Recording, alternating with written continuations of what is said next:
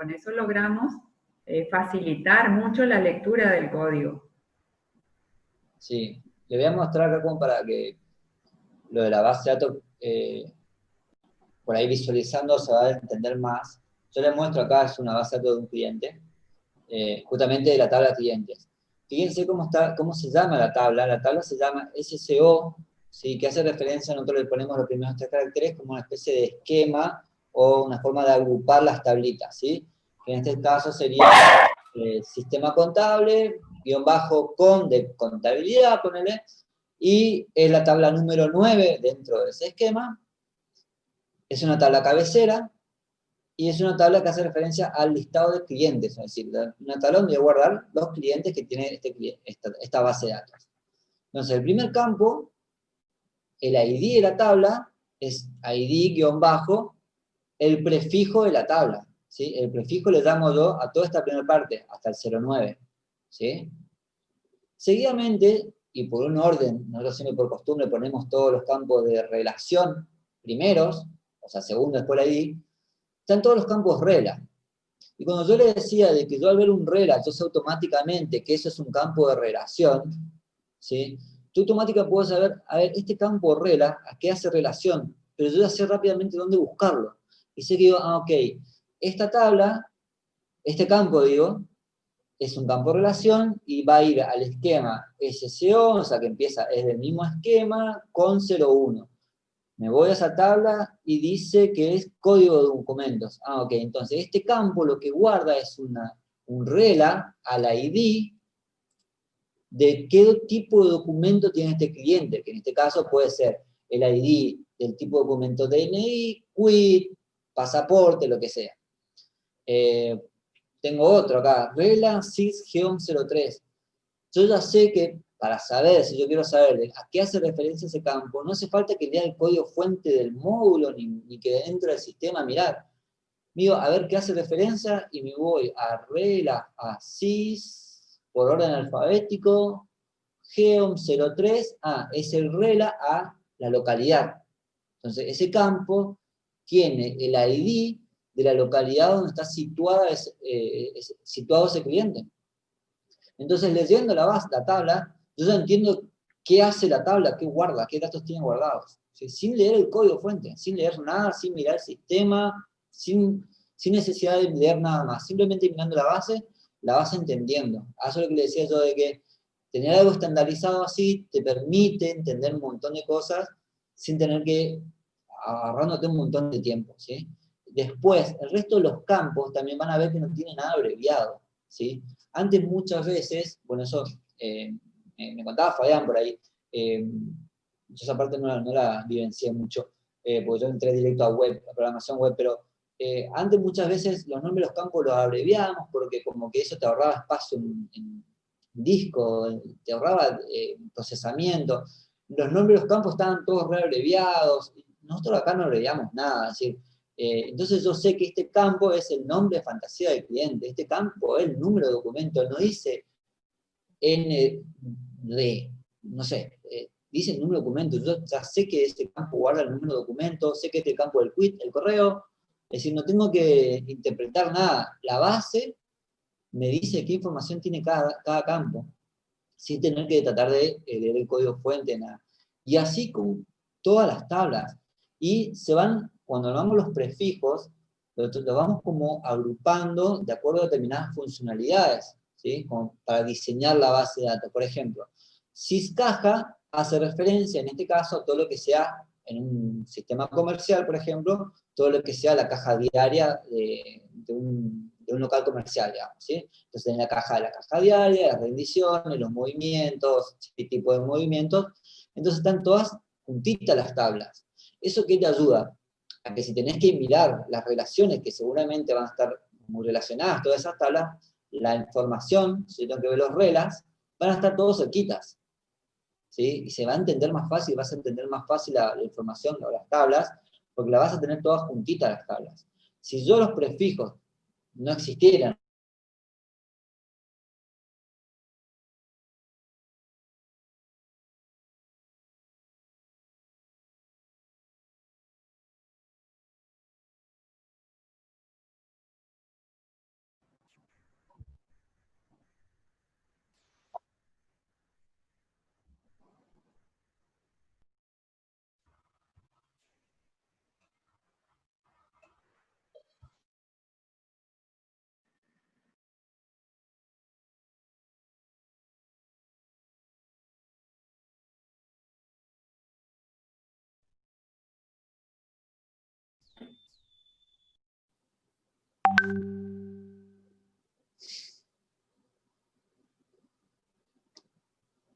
Bueno, ahí estoy. ¿Estamos? Sí, sí. Sí. Sí, ya tenés silenciado. Sí, sí, tenés que compartir nomás tu pantalla ahí. Ah, sí, sí. Perdón. ¿Dónde estaba?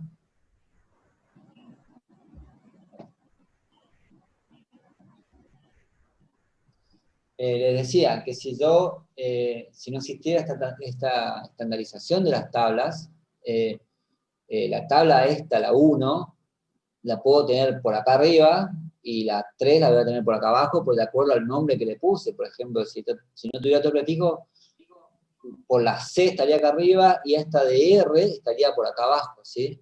Entonces, la organización inclusive visual de la base de datos, por ser ordenada en forma alfabética, estaría muy desorganizada y sería muy difícil leer. Y acá estoy mostrando una base de datos que tiene, no sé, me acuerdo si te muestra, pero debe tener, no sé, muchas tablas. 50 tablas, y no es mucho, ¿no?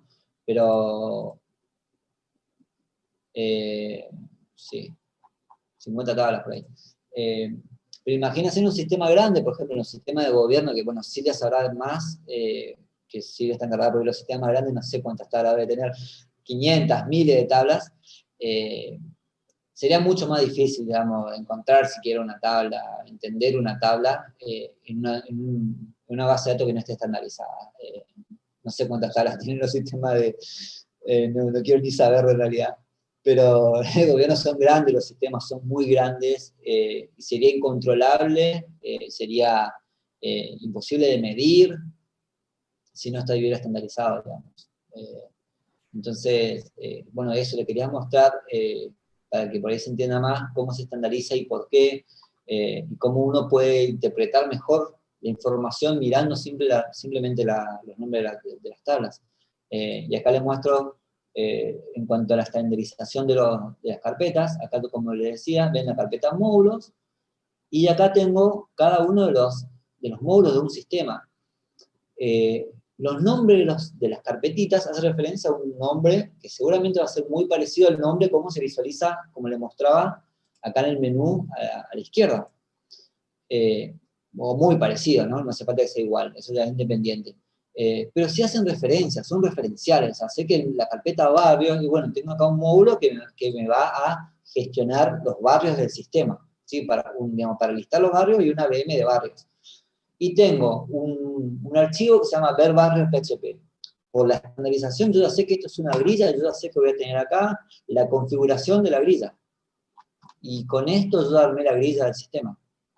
En toda esta línea, digamos, de todas estas líneas que ustedes ven acá, lo que programa, digamos, lo que escribe el programador es esto y es esto.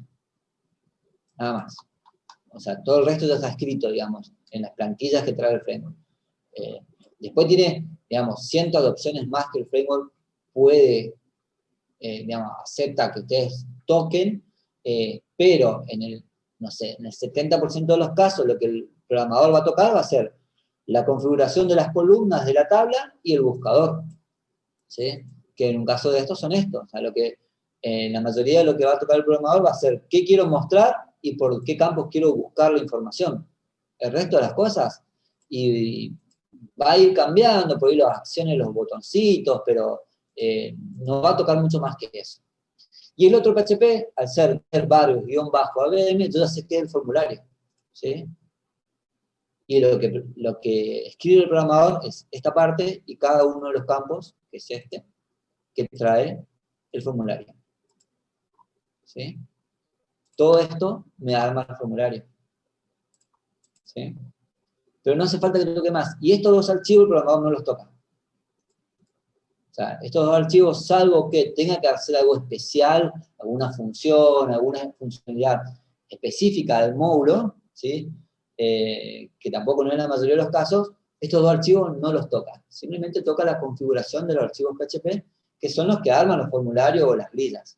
Pero bueno, lo importante es que yo, al mirar la estructura de los archivos y la estructura de las carpetitas, yo identifico a qué hace referencia, dónde están los archivos, qué significan.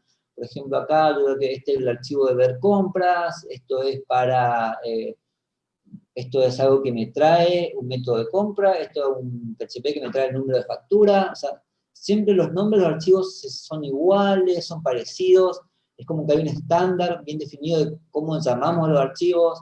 Validar compra, sé que es para que cuando hago clic en guardar una compra, me valide la compra.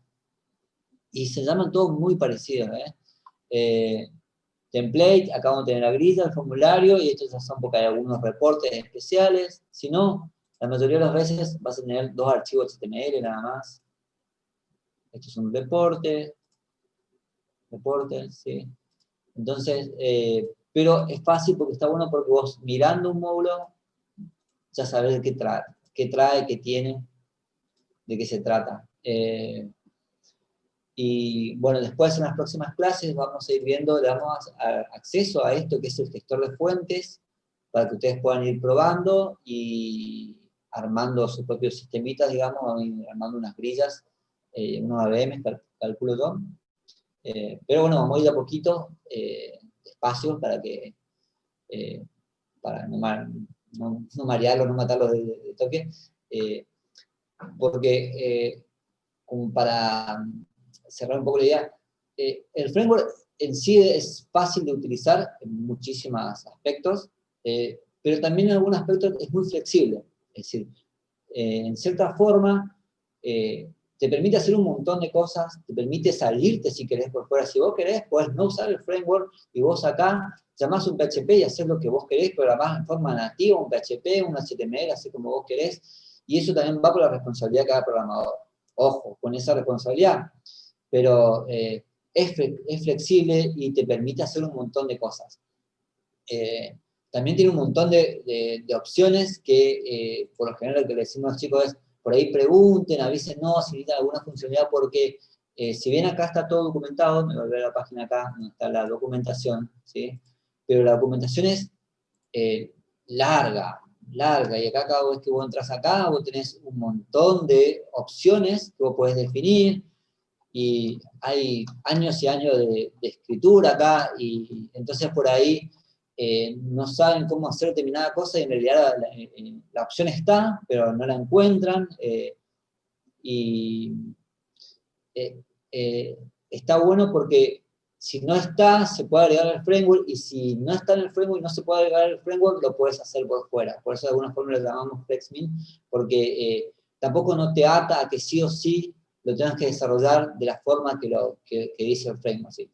Te puedes ir por fuera, en la medida que sea justamente necesario, digamos. O sea, tampoco no decimos que hagan lo que sea dentro del framework porque no es escalable después. O en una actualización del framework va a requerir que vos tengas que migrar tu código. Eso tampoco no es lo bueno, no es la idea de eso. Pero sí te permite hacer un montón de cosas sin tener que sí o sí depender del framework, ¿sí? Por eso lo llamamos de alguna forma flexible. Pero sí hay que ser responsable en la medida que lo usamos, porque después de la actualización del framework puede ser que tu código deje de funcionar si empezaste a usar cosas de manera incorrecta, digamos.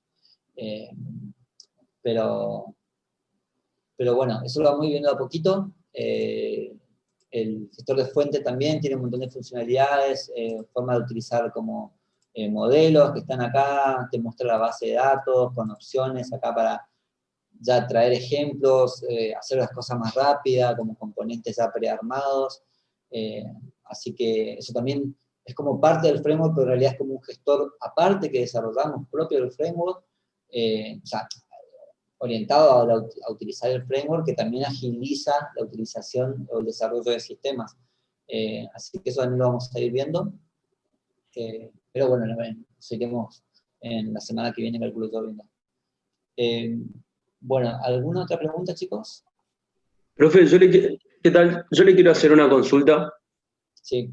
En la parte de base de datos, cuando nos mostró todas las tablas, vio que después del número usted pone cab, que calculo que es cabecera, y det. ¿Me podría explicar eso que si lo dijo antes no lo escuché? cap y det. Sí. Sí, siempre va, si es una cabecera o un detalle, es para saber qué tipo de tabla es. ¿O querés saber qué significa cap y det? No, claro, pero por ejemplo, ¿qué llama cabecera? Esa es mi consulta. ¿Por qué le pone cabecera y el otro por qué es det?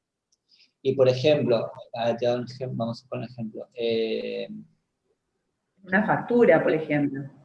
Claro, una factura. Vamos a buscar, te voy a mostrar acá un ejemplo de una factura.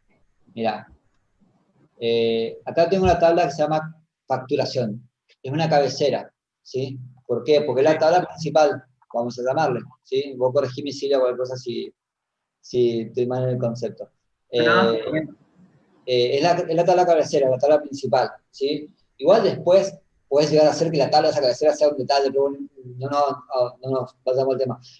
Es la tabla principal de un formulario, ¿sí? Vos imaginate una factura, ¿no? Vos en tu factura, te la imaginás en un papel así, arriba tenés la fecha de la factura, el nombre del cliente y bueno, algún dato más, ¿sí? Esos datos van en la cabecera de la factura, ¿sí? Van a ir acá, en tu base de datos, ¿sí? Va a ir la fecha de vencimiento, bonificación, Sí, de la factura, ta. Después, ¿qué tenés abajo? En una factura en papel, un ejemplo, tenés varios renglones donde tenés, compró yerba, compró, estoy viendo lo que tengo en la piscina, un termo, compró un vaso, cada uno es un detalle. Entonces, Sí. por cada uno de esos detalles, vos tenés un registro en la base de datos en otra tabla. Esa otra tabla va a tener el guión bajo det, porque es un detalle de otra tabla. Esa otra tabla sí o sí va a tener el rela a la tabla principal, que en este caso es la SysDen 03. ¿Sí? Entonces, cuando yo veo det, es porque seguro va a tener, es una tabla de detalle, y ahí adentro sí o sí va a tener que tener un rela a una tabla cabecera. Está, perfecto. Es una forma de orientarnos a qué hace referencia a la tabla, digamos, nada más. ¿Sí? Y después tenés una tabla rel, si querés te explico ese, que es una tabla que une dos registros a la vez, ¿sí? Por ejemplo, rel cobranzas, en este caso, es una tabla que une, yo tengo 3 facturas, ¿sí? Sí. ¿Sí? Y tengo, en este caso, sí, tengo una cobranza, ¿sí? Yo cobré en una sola vez, yo vengo y te debo 3 facturas a vos en el kiosco y te pago con un cheque. Y te digo, bueno, cobrame las 3 facturas que te debía. Entonces, vos en tu tabla vas a tener que tener una tabla de cabecera que dice, ok, hoy, de 21 de agosto, cobré este cheque, tenés la cabecera. Y una tabla rel que te va a unir, te va a decir, ok, yo en esta tabla cobré, en esta cobranza, que es la tabla cabecera, todas estas facturas. Y ahí tenés una relación nomás. ¿Sí? Perfecto. Es una tabla que une. Es una tabla intermedia, exactamente. Sí. A eso claro, le llamamos si lo pensamos en términos de las tablas, como estaba explicando recién, que cuando abrimos el detalle, los nombres de los campos, en una tabla de detalle va a ir primero el ID y después inmediatamente va a ir un rela a la cabecera. Inmediatamente va a ir un rela. Cuando las relaciones no son tan directas como de cabecera a detalle, las relaciones son de varios a varios o de uno a varios, no es tan directo el rela, entonces creo una tabla intermedia donde voy a tener los dos relas. O sea, no hay una cabecera y un detalle. ¿Se entiende? Es solamente me indica la relación entre una tabla y otra. Ahí está. Sí, profe. Bien. Bueno, y esas son las cap, rel y det, que son las que más usamos. Después hay otra que es art, que es del tipo árbol, igual muchas veces nos olvidamos usar, que en realidad son cuando, no sé inclusive si la tiene, y si no debería tenerla, bueno, esta. Esta es la tabla de módulos, por ejemplo, que es cuando una tabla tiene una relación a sí mismo. Yo le voy a mostrar acá, contra el último. ¿Qué es esto? Cuando Este registro está relacionado a un registro de la misma tabla, como un padre, se van armando como hijos, ¿sí? Entonces, ese tipo de tablas, el prefijo acá tiene de árbol, ¿sí? Y siempre el campo que va a unir registros entre sí se va a llamar regla padre, ¿sí? Entonces, este campo acá, el regla padre de este campo, el dato, va a ser el ID de este registro. Y así se van uniendo y se va armando un arbolito, digamos. Entonces son, por lo general, los 4 tipos de tablas que utilizamos. Buenísimo, buenísimo. Sí, entendimos. O entendí por lo menos. Bueno. Bueno, sí, esto es lo que teníamos previsto para dar hoy como algo introductorio. Espero que les interese, que les llame la atención, que vayan a leer el material. Estoy con un problemita acá con mis perros, pero está queriendo salir. Si no tienen otra consulta, lo liberamos a Alex hasta mañana a las 9 de la mañana. Y ustedes van a hacer un pequeño práctico chiquitito que les preparamos como repaso para esto. Yo ahora les comparto en el Classroom y seguimos un ratito más, o bueno, yo les presento el práctico y después si ustedes quieren desconectarse y realizar la tarea, ya está. ¿Sí? Bueno, saludos chicos, nos vemos mañana. Gracias, Alex. Chao, gracias. Gracias. Chao, chicos. Chao, nos vemos. Hasta luego, chao, chao.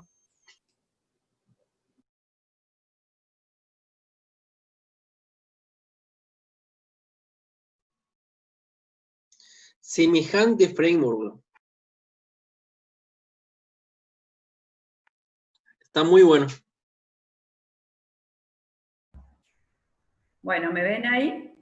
Vamos a empezar despacito con este framework que ya les digo, al ser un seminario, la idea es que ustedes después ven que está todo a su disposición, pueden entrar, mirar, leer, y nosotros esta semana vamos a crearles sus pequeños servidores para que puedan, bueno, trabajar con algunas bases de datos pequeñitas. No sé, ¿ustedes ven algo? ¿Me ven o algo? ¿No? Sí, profe, le vemos a usted. Bueno, me ven a mí y escuchan a mis perros. La idea es que hoy y mañana terminemos esta parte introductoria, por ahí no se entiende mucho, o por ahí se entiende, pero ver tantas letritas, guiones, arbolitos, confunde un poquito, pero van a ver que es muy sencillo. Cuando Alex les decía que se puede programar por fuera del framework también, depende, en nuestro caso no depende solo del programador, porque nosotros como responsables de las áreas de programación bajamos pautas que es adecuarnos al framework, porque lo que queremos es que todo lo que se programe sea independiente de la persona que esté y que rápidamente uno pueda encontrar una solución aunque no esté el que hizo la programación original. ¿Está?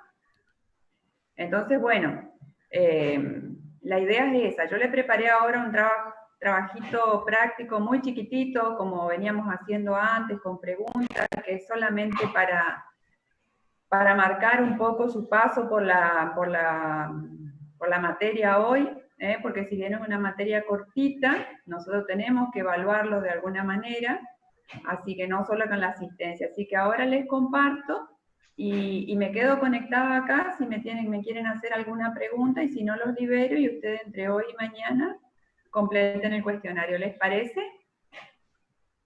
Sí, profe. Sí, profe. No hay problema. Es interesante, ¿no? El tema. Está bueno, profe.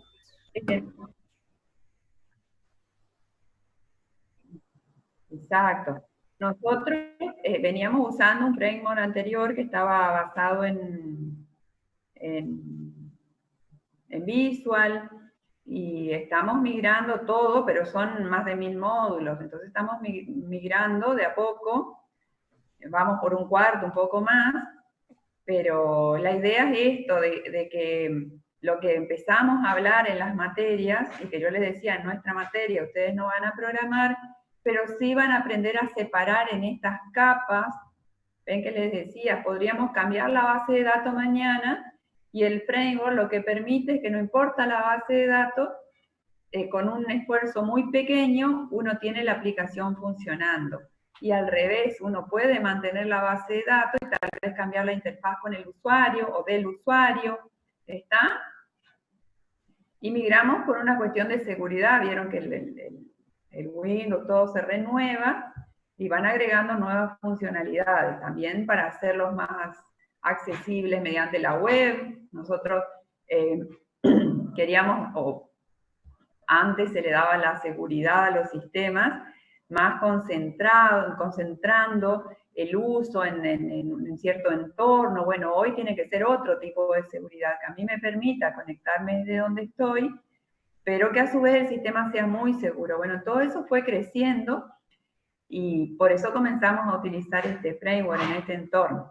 Así que bueno, ahí les habilito el trabajo práctico y me quedo conectada. Cualquier cosa me preguntan. Y si no, el que se va, nos vemos mañana a las 9. ¿Está? Listo, Sí, profe. profe. Bueno, Sí, ahí les habilito.